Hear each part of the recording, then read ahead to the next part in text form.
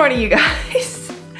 I always hate first thing in the morning when this is like the first time I'm speaking that your voice sounds rough and deeper than usual, so sorry about that. But I have maybe an hour before I have to go meet Édith. We're gonna make ravioli and red pepper chutney today, which I'm really excited for. It's nice to have a little break from the fields. But I thought I would take this time to talk to you guys a little bit about honestly how I'm doing, how I'm feeling, and what I'm thinking of this whole experience, because it is officially, I think, day 17 of me being here. That's crazy to say. It's been 17 days since I left Paris. Like, that's wild. And honestly, this is the 14th time that I've tried to film this video. It is, for some reason, really challenging for me to communicate my thoughts and emotions in a really cohesive way. And I think it's because now that I've decided to do YouTube as more of a full-time, now that it is my full-time job, I feel like anytime I put a video out on my channel, it has to be really well edited with lots of information and with an educational purpose. And now I feel like me sitting down and talking, there's just like not enough value that I add to a video just sitting down and talking. Like, I don't have enough interesting things to say. So bear with me. I really have tried to film this so many times. So I actually made myself a list of everything I want to talk about today to help me stay on track. Because I have 5 things that I really want to talk about when it comes to explaining this experience for me. And the very first thing on this list is that I love every single person that I have met here, and I feel so welcomed, and not just welcome, but I feel so happy. Like, the conversations that I'm having with people are not surface level. It's not like, oh, hi, how are you, and move on. It's you sit down, you have a drink, and you talk all day, or you see someone on the street and you stop and talk, or you give someone a ride into the bigger town and you're like sitting in the car talking to each other. And because it is a small village, you see the same people over and over and over again. And for me to say that, like, I have been here 17 days, right? Which is not that long. And everyone that I have met, I've seen them again at least 2 other times. And for these people to, you know, care, to be kind to me and to integrate me and talk to me is actually really incredible if you think about it, because I am just a transitional person. Like, I'm not staying here forever. And so it's been really wonderful to have people accept me into the community and also make me feel like I'm a part of it. It's so funny. George was saying to me the other day, he was like, before when you first got here, it was like George and this random woman. And now that everyone knows you, it's like Arielle and the random man who's following her. And I thought that was so funny, and it made me feel so good that people know me and my bubbly personality and my talkative personality and have positive things to say about me, which feels really good. But yeah, I think it is just a huge contrast to Paris, because in Paris, in any big city really, everybody has their own agenda, their own problems, their own activities. Everyone's running around trying to get from work to home to sleep to feed the kids. Like, it's a very fast-paced life. You don't stop to take the time to meet new people or be curious about other people because you just don't have the time, or you don't feel like you have the time. Whereas here, it's the complete opposite. There is this intentional effort in getting to know people and being friendly with people and being a part of this community. Like, you know, I was so nervous the very first time to go to the village square to have a drink, because I'm by myself and I don't want to sit at a table by myself. And I don't know, I was just so nervous. And I go there and, you know, the bartender waves at me, he comes over and he talks to me, and George and his friends are sitting at a table beside me. And, you know, later on you've got Neil and his dog who come down and say hi. And it's just, you know, you always feel included and you always feel welcomed, which is nice. And, you know, all the time, if Zilke is going down to do groceries in Irapetra, which is the bigger village, she'll pick people up on the way and you'll spend the whole time talking. It's just like this intentional effort of being kind and friendly with one another that is so special. And especially for me, like, you guys will see in some of the vlogs that I have to post, or the big video at the end that I want to make. It's like, again, I am a stranger here. I am a stranger here, and people have just gone out of their way to invite me to things and show me new places and take me new places. And it's like, I never expected that level of warmth and friendliness, you know? Like I guess I didn't really think about the possibility of being lonely because I am, you know, an extroverted person and I always try and make friends where I go, but I didn't realize that every single person in the village and in this community would be so kind. And the kindest of all is, you know, gotta be George and Zilke. If you think about it, it's crazy. Okay, like this is really crazy that I met George and Zilke for a total of 4 hours before I emailed George and asked him to come and help him. And before George welcomed me into his home, George and Zilke welcomed me into their home and onto their farm and allowed me to film all of that, you know? And it's crazy if you think about all of this came from meeting for 4 hours, but I'm so thankful that it did because these people, like George and Zilke, I've never met, like obviously outside of my family and my best friend and my boyfriend, like I've never met people who were so kind and so hospitable and so welcoming. Like they didn't ask for any of this, you know, I asked to come and to be here and to help, and like they've just really gone out of their way to make sure that I have the best time, you know? And George and I, like I work mostly with George because we're in the fields and stuff. And George and I have very similar personalities, character, and interests, which is what I think makes working together so fun. So, I don't know, I can't think of another word, but yeah, so fun. Because it is strange, you know, it is strange that there's very few people in this world that I can spend consecutive full days with and both of us not feel irritated or like we're encroaching on our personal spaces or we're annoyed and we need our alone time. And I truly have seen George and Zilke every single day that I've been here for hours and hours and hours. I work with them, I eat with them, I socialize with them, and there's been no moment of being like, I'm so annoyed or this conversation's boring or I want to go home. Like none of that. And that is so shocking to me because that's really rare to find. I think people that you enjoy spending time with to the point where you don't get sick of it even after weeks. But all that to say, I think for George and I, we do get along really well because we obviously have similar interests. I mean, I don't get to show a lot of my interests online because a lot of my videos focus on Paris, but I'm extremely passionate about the environment, about caring for the environment, about producing things that add value to society without destroying the environment. Like George obviously has an organic farm, so we connect on that, but the products he's creating are very unique and they're special and they add value to people's lives. And he creates them in a way that doesn't destroy the environment for his own benefit. And that in itself is something that I not appreciate, that I am impressed by. It's very special to me when someone will put a community or the environment or, you know, social well-being above exploiting people or places. So we do connect on that, but on top of that, we're both very social, extroverted people. Like George will walk into any room and people will be like, George, how are you? Smiles ever. I'm like, you are a person of the people, George. And so working with him every day is never boring. It's always fun. It's always interesting. And we don't get on each other's nerves, which I think is really cool. Like, especially him. Again, you guys, I think I'm just going to repeat this over and over and over, but this man asked for nothing. Like, him and Zilke asked for nothing. It is out of the kindness of their hearts that they are hosting me and that they've accepted my help, and they're like, you know, they don't have to include me in their life every day, and they choose to because like I said, they are genuinely extremely kind and caring people.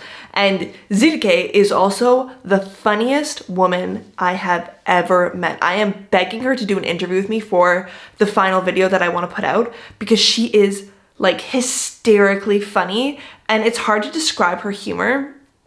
But I think it's very exaggerated, which I like because I'm also very exaggerated, but it's just anytime you're in her presence, it's just so much fun. Like, I am so excited to finish this video and go spend the entire day cooking with her, because I know it's going to be a blast. She is the coolest. She has such a fun spirit. Like, you look at her and it's like, you are someone who knows how to live. And it's very different from me, because I sometimes am a very anxious person and I worry about small things, and both her and George are not like that. So being around them, I never feel stressed or worried. Like, they're just both of them are such wonderful presences to be around. And I'm so, so grateful to have met them.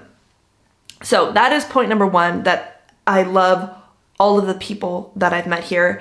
And I was just thinking about it yesterday, because we had this huge event in the field where we were harvesting the ancient olives, and it was George and Zilke and my new friend Trish, who's Zilke's friend, and all of the organic farmers from the collective that they've formed. And I've seen all of these people multiple times, like especially the farmers, and they, as soon as you see them, as soon as they see me, it's like, oh, Arielle, hi, how are you, da da da, and you're just there in conversation, and people are telling you stories, and they're listening to your stories.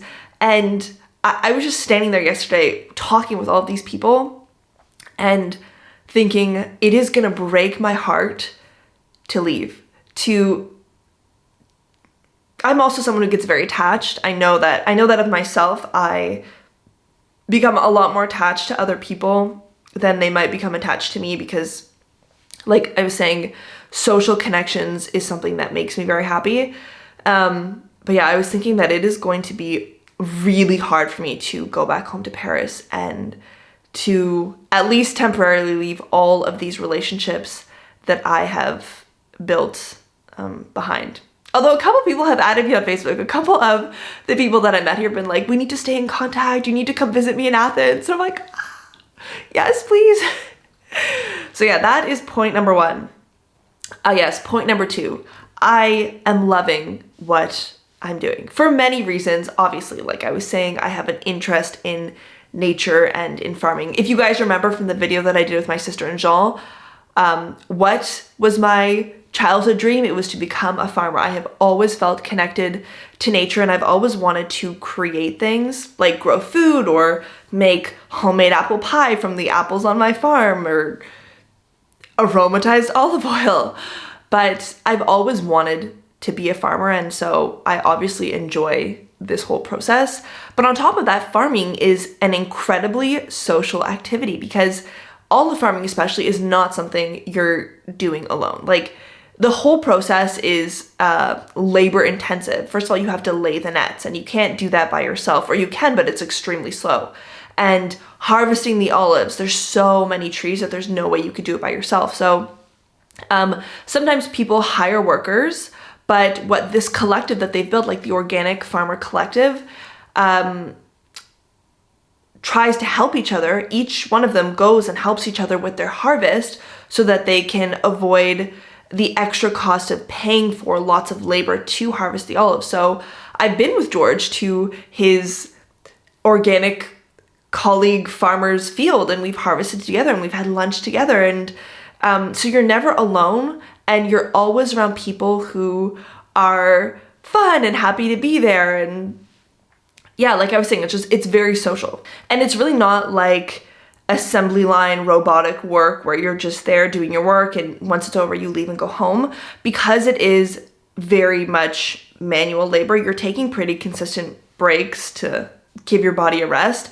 And so I always look forward to, when we're out in the fields, the 10 a.m. break that we take with George and the other people that are helping with the fields. At 10 a.m. we'll stop, and we'll go have coffee, and Zilke will always prepare like a really nice breakfast. I love the omelets that she gives us, so good. And we'll sit and we'll eat and we'll talk, we'll drink coffee, and you have these kind of breaks consistently every 2 hours, and it's just nice because of course you're there to work, and the work itself is fun because you're outdoors, and it also feels like the work you're doing has a purpose. That's another big thing for me, because I feel like a lot in this world, sometimes when you're working, you don't really feel like you have a purpose. Like at my last job, there was a purpose in that the work I was doing was benefiting the company, but truly did the company have like a real significant purpose that was like a necessity in life? I'm not so sure. But farming is a necessity. You need the food that is being produced. And so you feel like what you're doing has a purpose. You feel connected to the nature because you're doing it outdoors under a beautiful blue sky and sunshine, and you feel happy and social because you're doing it with a community of people. So the work I'm doing is really rewarding. On that note, I also, number 3 on my list, I also really love this place. I love the small village. I love the houses here, the architecture. I love the weather. It's very warm during the day, although it does get like very cold at night. I am snuggled up under a good 3 or 4 blankets. But during the day, it's like still, it's November. It is late November and it is swimmable weather, okay? Like it's sometimes 25, 26, 27 degrees during the day. And I'm just looking at my window now, and you've got the mountains and the blue sky and the clouds and the sun and the rows and rows of olive trees. And it's an incredible place to work. It's a huge contrast to Paris, which in itself is a very beautiful city, but it's for different reasons. It's not for the good weather and the nature that you would go to Paris. And like I was saying, I also do think that the community of a small village is where I thrive. And a few days ago, I was doing groceries with Zilke, and we took the car and we're just driving down this main strip to get to the bigger village of Irapetra. And I have the window down and my arm out the window and my hair is blowing in the wind. And I was just telling Zilke, like, I have never felt so relaxed in a place. Like, it's just so peaceful, so beautiful, and so relaxing to be here. I think it's doing me good to take a break from Paris and to be here. Oh man, this one, number 4 on my list, is that it's also been a really great time for me to reflect on my life, reflect on what I want, what makes me happy. And obviously a big part of that reflection has been about YouTube, because I kind of decided, I made all these big decisions about my job and my career and how I'm essentially going to earn a living. And then I came here to Greece. And so I'm obviously thinking a lot about YouTube. And like I was saying at the start, I'm kind of struggling with the content that I want to put out and picking a niche, because I'll just speak about it because it had happened like recently. But the last video I put out was this huge video that I created with George about olive farming, olive harvesting, and the benefit of olives and how to pick the right olive oil and stuff. And it was such a fun video for me to make. It took a lot of work, like a lot of research, a lot of filming, a lot of editing. And I don't even want to tell you guys how long that video took. And I was so excited to put it on my channel because I really thought that it was well done. Like, I really, at the end of it, I was like, okay, Arielle, you did a good job on this one. And I put it out and it poorly performed. And actually that is an understatement. It really badly performed. Like, it got significantly lower views than anything else on my channel. And it's kind of heartbreaking because obviously, like, you put so much work into that and you put your heart into it because it's something that you really are interested in. But then because of the nature of YouTube, the value that you feel about yourself and the content that you create is entirely based on what other people think. And so it can be really hard when people don't like the content that you put out or don't want to watch it, and you go from feeling like you've made something amazing to feeling like, damn, like I suck and I should just stop doing this. So it's hard. Dealing with the nature of YouTube is very hard, but that whole situation really left me to question, like, what am I doing? What kind of videos do I want to make, and do I really have to pick a niche? Because I know you guys don't come to my channel to learn about olive oil and learn about grease. I know that's not what I've built my audience around, but it's really challenging because I do enjoy the more educational videos that do have all this work and research that goes into them. But it's really hard when they are the lowest performing videos on my channel. So that's what I'm struggling with right now. And like, even I know a lot of you guys will send me messages on Instagram or comment and be like, oh, when is the next Aloni Small video coming out? And it's the same thing. Like, those videos take a tremendous amount of work. Like, the reading that I have to do in French, in English, the writing of the script, going out and filming and editing, like, it really does take a lot of work, and I'm happy to do it. But when you see that not so many people are interested in that kind of content, it's a little bit discouraging. So that's one topic that I'm really reflecting on right now, is what the heck am I doing with my YouTube channel? And as well, I'm reflecting on what in this world makes me happy and what I see myself, my future self, doing. What I see myself doing in the future. Because like I've said, I love farming. I love this feeling of working with nature to create products with value. And I've always been someone who's been creative and wanted to make things and sell things. So I do I really am inspired by what George is doing with the aromatic olive oils. So yeah, it's really making me think about what I want to do in the future and where I want to live.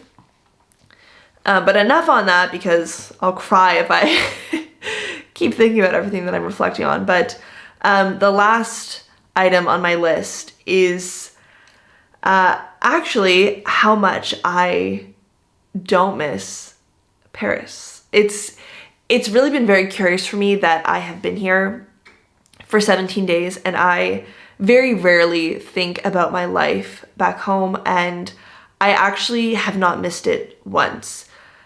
And maybe that sounds bad to say just like that, but the thing is, I'm so busy here all the time. This is the first time that you guys have seen me film, because this is the first time I've had time to film. I'm always so busy with people, farming, socializing, like, I don't know, there's just always something to do. And I never really have the time to think about missing home, or I never really feel like I'm missing home, because the people here do such a good job of making me feel welcomed into their community.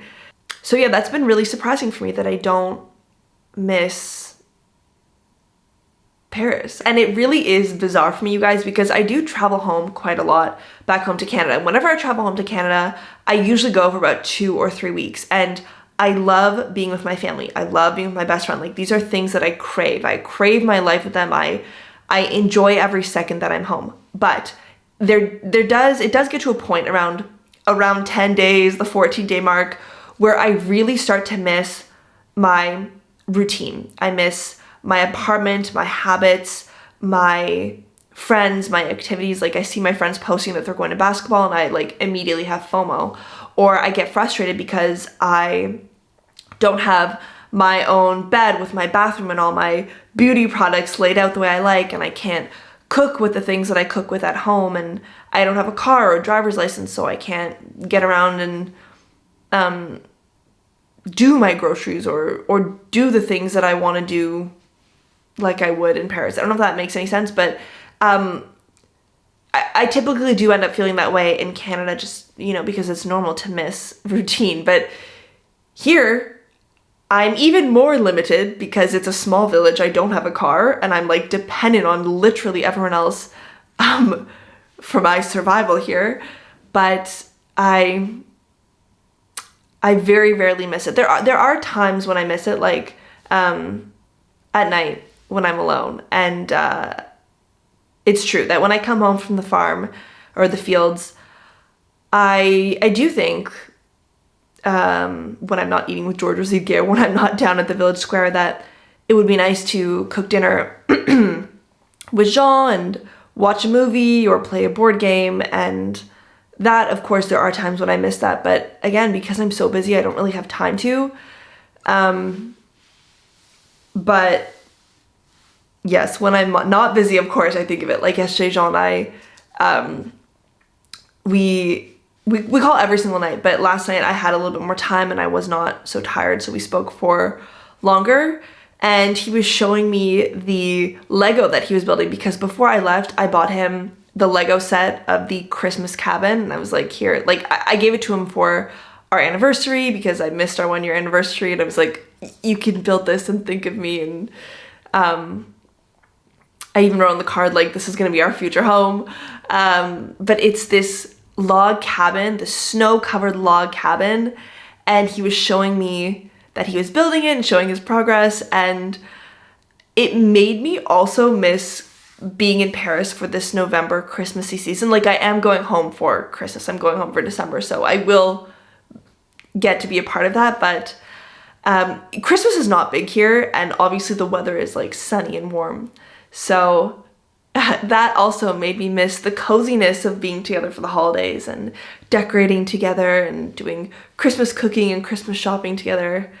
But overall, I love it here, and I think I said this in my last video, but I really do feel like I don't want to go home. I have to book my flight today, and like my flight home. And just choosing a date has been so hard because I'm so torn. I'm like, I do want to go home. Like, I do miss Jean. I want to be home for the holidays, but I just love it here. And on that very happy note, let's end this video. I can see that I've been talking for quite some time, so I hope this is going to be somewhat interesting for you guys. In a sense, I want to tell you guys, like I would tell a friend, how I'm doing here. Like, I want to share this experience with you guys, but it will crush my soul if this video does better than the video that painstakingly took me weeks to film and to edit. The struggles of being a YouTuber. But I hope you guys enjoyed this video. I certainly really do enjoy sharing my life with you. So let me know what you guys think down below, and if you are interested in this whole Greece series, I can tell you that I have a really fun vlog coming up. And then I have this one really big sort of reflection piece that I'm filming and creating about Greece, which I'm excited for. So if you're interested in this little journey, you guys have those to look forward to. And yeah, I hope you have a great rest of your week, and I'll see you guys in the next one.